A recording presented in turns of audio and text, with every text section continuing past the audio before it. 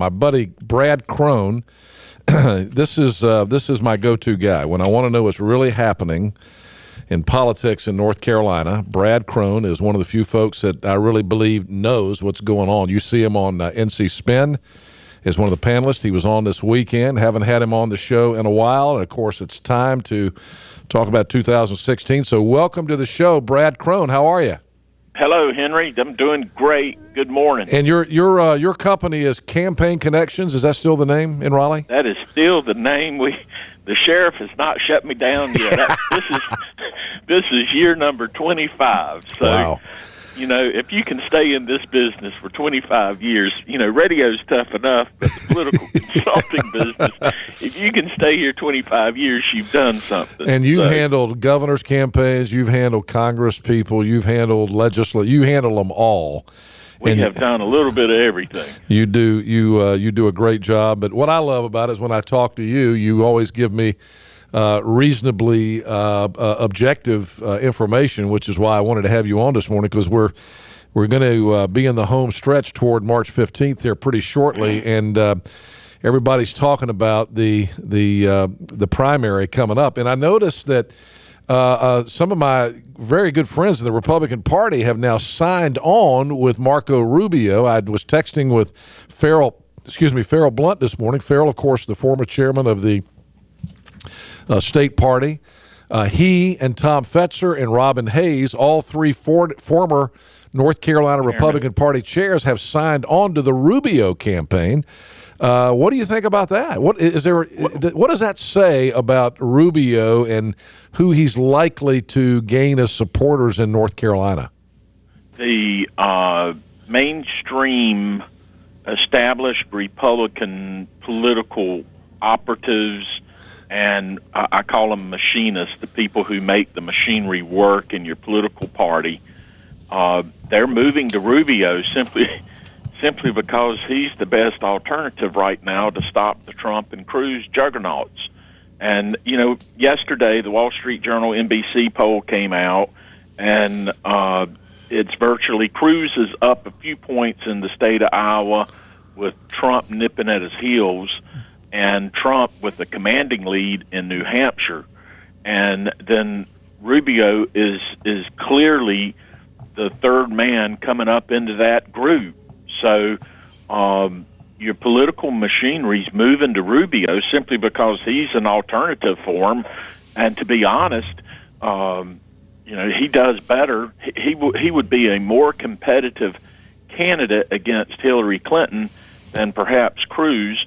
Trump, interesting enough, performs very well with unaffiliated independent voters here in North Carolina. In the polling data that I've seen, the nightmare scenario for the Republicans, Henry, in North Carolina, and I think across the country, would be the nomination of Cruz, simply because he's too strident. You know, I just don't think you can sell him to your moderate, middle-of-the-road voter, and Hillary would just wipe him up. You know, it seemed like when Rubio first burst on the national scene, he seemed like he was massively conservative and to the right. And then there were some comments that he made about immigration that I think a lot of the hardcore right-wingers left him. And so the fact that, you know, the establishment in North Carolina is signing on to the Rubio campaign right now is an indication to me that they are really afraid that if they don't get behind Rubio, that they're going to end up with either Trump or Cruz. And I think you're right. I think the concern is no matter how much you love Cruz, no matter how much you love Trump, if you're in the Republican Party, it's that same old thing that's happened now. We've been seeing it now for about the last 8 years. It's, you know, you may win the battle, but you're going to lose the war because they cannot beat, neither one of those guys look like they could beat Hillary Clinton at the moment. However, I do want to ask you about this because we talked about this Friday morning. Did you see the Survey USA study that came out the week before Christmas that showed if the election were held today nationwide that 40% of the African-American vote would vote for Donald Trump?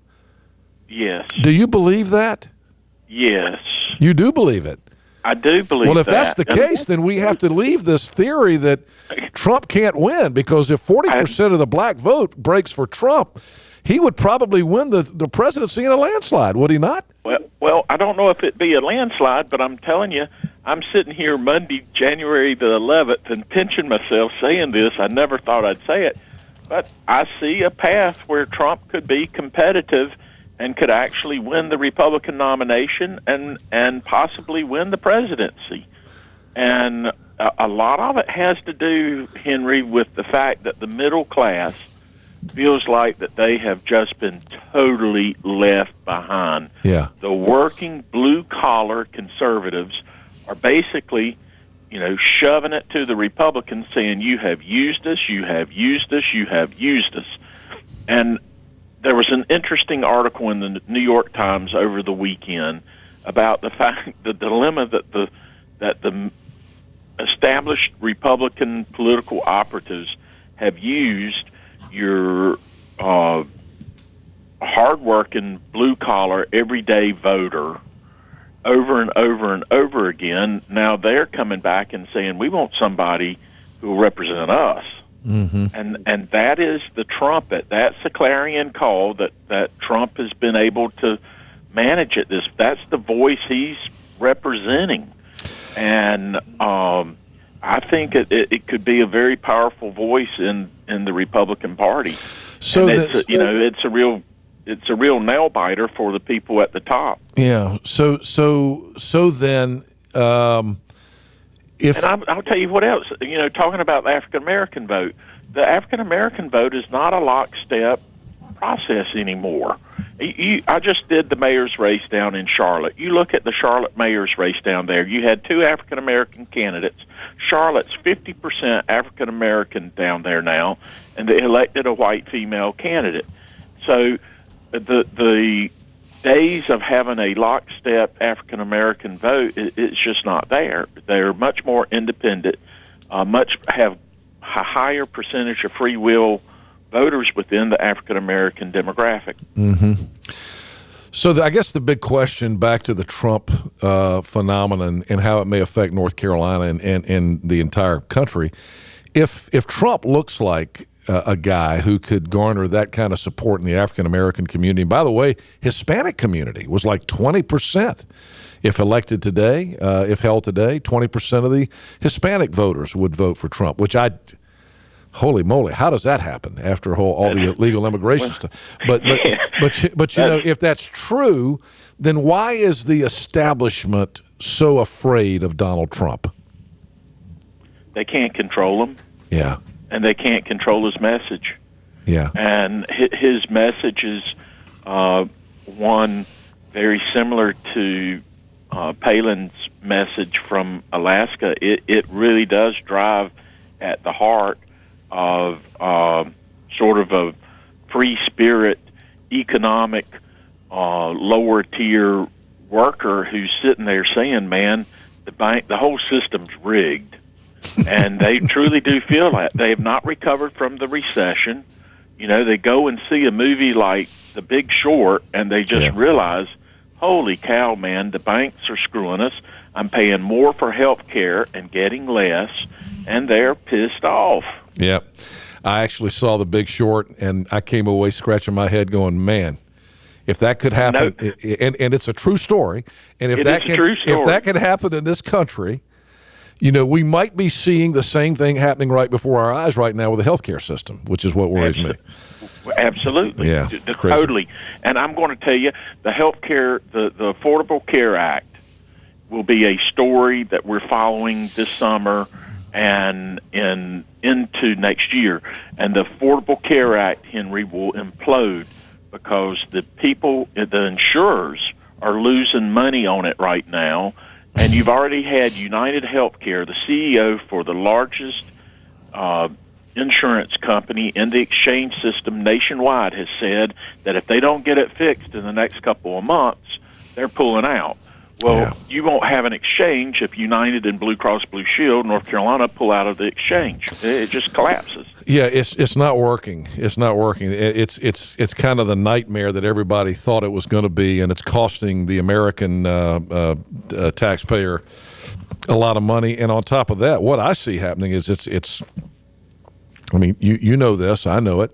Check with hospitals. Hospitals are getting crushed, and healthcare workers are getting crushed. And I don't know that this thing is sustainable for another 3 to 5 years without it destroying the United States economy. So they got to do something.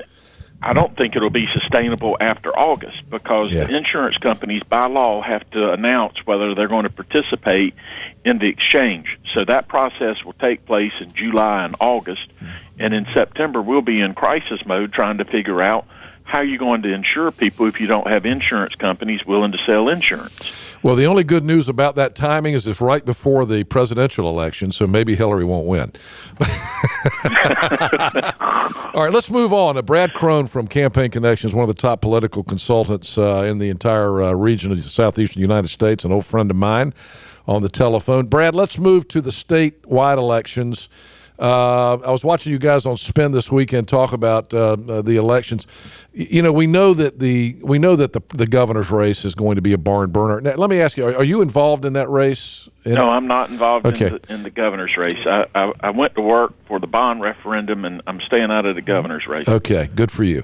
So we know that that's going to be a barn burner. But you know, there are probably some. I want to. The question I really want to ask is, what do you see as surprises? And what races are going to be the hottest races for us to watch statewide this year? But just give me a tidbit on we're going to be talking a lot about the governor's race. And, of course, I've said from day one it's going to be a bloodbath of biblical proportions. But what's your view on the Roy Cooper, Pat McCrory race? You're totally right. There are several things to watch. The great news for you sitting where you're at is you're going to have a front row seat because what happens in eastern North Carolina will determine who's going to be your governor. Really? And I'm glad to hear you say that. Maybe everybody will pay attention to eastern North Carolina for a change. Well, they need to. Yeah. And you've seen out of this governor, he is really putting together, I think it's smart strategically for McCrory to really focus on transit and economic issues in Pitt County. And what spins out of that is the ability to build a regional economic basis, basically focused, Henry, on East Carolina as an economic hub, but also with a transit system that runs to Norfolk so that you got access to a deep water port. Yeah. And, you know, McCrory, he's Republican, but you got to give him kudos on that. You know, he's smart to do that and to get down there and to work with Alan Thomas and you guys at the regional level in Pitt County. But the governor's race in particular, Cooper has to win eastern North Carolina because he's going to need that cushion if he is going to capture the governorship. Does that mean you think the rest of the state is going to be about even and the eastern part of the state is going to be the margin? Yes. Interesting. And here's what there are basically 17 counties now that control about 73% of the vote, and the votes coming out of Nash, Pitt, Wilson counties, Onslow counties are going to be important. And McCrory won those counties last time. The question is going to be, can he hold them? There are two real big numbers, Henry. I think you have to look at the governor's race. Where are your unaffiliated voters? Unaffiliated voters are increasing in the percentage of the total votes cast about 2.5% each presidential cycle. So in 2008, they were right at 22%. In 2012, they were right at 24.5%. In 2016, they'll probably be 26% of your total votes cast. Yeah. In the last three elections, unaffiliated voters have broken 60-40 in favor of Republican candidates. So that is a huge advantage. I don't see that changing anytime soon, simply because now the Democrats, you know, they'll say, well, we're going to be competitive, da-da-da-da. Well, I'm telling you, Barack Obama's still going to be on the ballot coming in the 2016 election. No doubt about it. That creates problems for you. Yeah. Overcoming Obama in North Carolina won't be easy for him. Now, the March 15th date of the primary, is that a significant factor? Does it favor incumbents. I heard that comment on NC Spin yesterday where, people who are challenging incumbents have less time to raise money, less time to campaign. Do you think that's true? Yes. Yeah. There's no doubt. That's why I'm at work at 7 o'clock this morning, because all my candidates are in pure panic mode. I'm doing a couple of judicial races, and I'm working for Senator Ford down in Mecklenburg County, and it's like, guys, we're coming up on basically 66 days, 65 days to the primary, and so if you're running a challenging campaign and you're not willing to write the check, but it's really hard, because you've got Santa Claus that people are paying for, and to be honest, to the fourth quarter, people don't like writing checks to politicians. Yeah. And so it's a little more difficult. I hear you. Henry, this is the first time since '76 we've had a primary in March. Mm-hmm. So it's going to be interesting to see how that dynamic works. To be honest with you, I like it. Because I think it allows the parties to come in, get your nominations in place, and then really start focusing on building a campaign in the month of April and May. It all slows down in June, July, and the first couple of weeks of August. So it really does give you organizational time to build and to ramp up your campaign. Brad Chron, one of the top political consultants in the state of North Carolina and the Southeast. Brad, what are the hot races that you see beyond the presidential primaries and the governor's race? What are the other big stories in North Carolina this year? Is the Richard Burr, Deborah Ross thing going to happen? Nobody knew who Kay Hagan was when she filed, and then all of a sudden she goes and wins, and so. Is Deborah Crowder? Deborah Crowder. I'm thinking about the UNC Chapel Hill thing, the movie that's about to come out. Is Deborah Ross going to be able to mount a campaign against Richard Burr? Deborah Ross will excite the liberal base of the Democratic Party, and the folks in Asheville and Chapel Hill are really going to get excited about her. That's about it. The folks down in Benson or the folks in Bryson City, I don't know if she's going to be able to talk to those voters. There's a story in today's News Observer that reminds people that she once ran the North Carolina ACLU. So, right. You almost scratch your head with the Democratic Party. And I know, you and I have had this conversation before. The Democrats continue to move further to the left in North Carolina, and that doesn't work in North Carolina. It doesn't, and I'm left.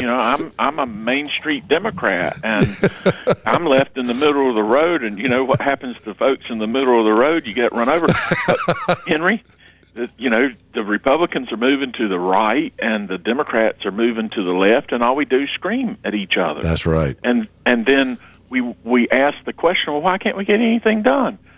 You got to build consensus. You got to build compromise. Yeah, I say it all the time, but we sure are moving away from that whole idea. All right, now, Brad, what other races do you see as hot races in the state? Well, the state treasurer's race is going to be an interesting race. You have Dan Blue III and Ron Elmer on the Democratic side, and on the Republican side, you have Dale Falwell, who's a certified public accountant, former state legislator, ran the Employment Security Commission. Dan Blue III is Harvard educated, a very well-respected attorney. His father's state senator, former Speaker of the House. He's got name recognition, particularly in the Democratic Party. He does. Yeah. And Ron Elmer is a certified public accountant, certified financial planner, former equity manager for First Citizens Bank. So that will be an interesting process to watch. That race is really important because the state treasurer manages about $90 billion of retirement funds for the state of North Carolina, $18 billion in the state health plan. Wow. So that job's really an important job.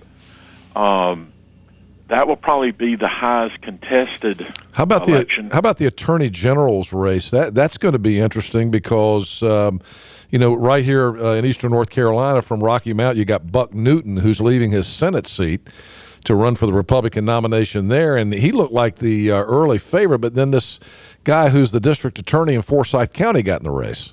He's got in it, and I think that's going to be a competitive race. If Jim Neal is able to raise money, the law enforcement community is actually going to gravitate Is that right? Towards him. So Buck is. I will say this: Buck is one hardworking politician candidate right now. He's making the calls. He's making the trips, the visits, and he's actually been successful raising money. So that is going to be an interesting race.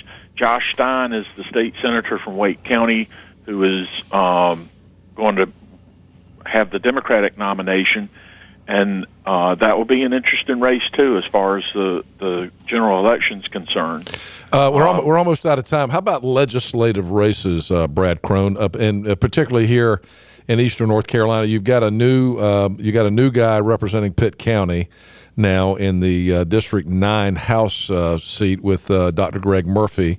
Since Brian Brown has left the legislature, he's going to have a challenge. But there are also there are 4 House members that their districts actually touch parts of Pitt County.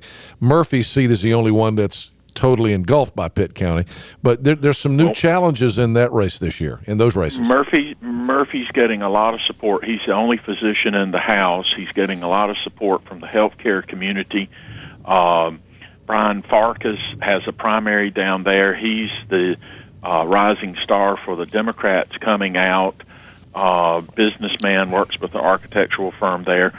I think you've got to look at Brown as having an advantage going into the race because of incumbency. You mean Murphy? Murphy. Yeah. Having the advantage of the incumbency there, and I'm telling you, the medical community, the healthcare community is going to really rally to support Dr. Murphy. Hey, I want to ask about one more race, and then we're going to have to go. Were you getting ready to talk about Butterfield? State Senate 1. Well, let me ask you first about Butterfield. Well, I think Butterfield's in trouble. Candy Smith, of course, a Greenville City Council person, very well known in Pitt County, and Gene Farmer Butterfield from Wilson County. How do you see that shaking out? Well, I think it's a structural race, and there are more votes in Pitt County than there are in Wilson County. And you've got 2 well-known, established candidates there, politicians running for office.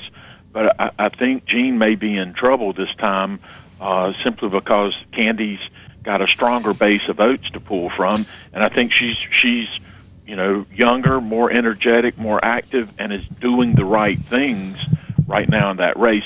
The last thing is Senate District 1 with Brownie Futrell, the former publisher of the Washington Daily News, running against the senator from Dare County, a Republican senator down there. That's a race to put on your radar, too. Yeah, no doubt about it. I want to talk more about that next time you're on. Brad, thanks for being on.